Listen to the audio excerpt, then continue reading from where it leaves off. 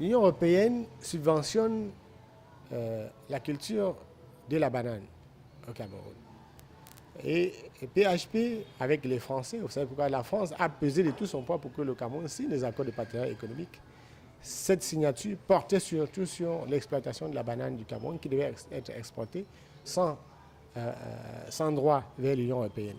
Donc pour que la banane de PHP puisse aller en Union européenne sans payer les taxes, on a dû obliger le Cameroun à ouvrir, n'est-ce pas, sa douane à beaucoup d'autres produits. C'est-à-dire qu'il y a un manque à gagner parce que les impôts ne sont pas payés normalement.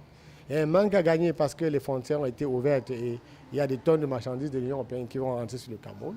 Il y a un manque à gagner parce que PHP bénéficiant seul de la subvention de 10 milliards laissée par l'Union européenne empêche l'émergence de tout autre groupe ou tout autre agriculteur ou cultivateur de bananes dans la zone pour pouvoir garder à elle tout seule cette subvention-là.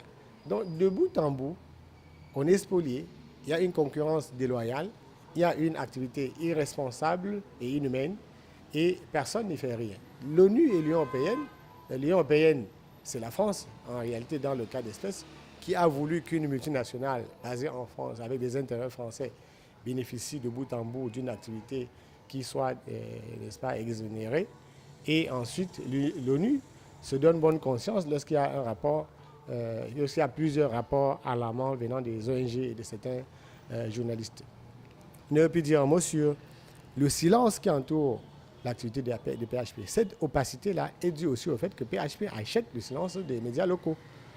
Lorsque ce n'est pas des journalistes qui sont achetés par PHP directement, ce sont des entreprises qui, à travers les propriétaires, sont soudoyées pour ne pas laisser que des articles d'enquête paraissent sur PHP.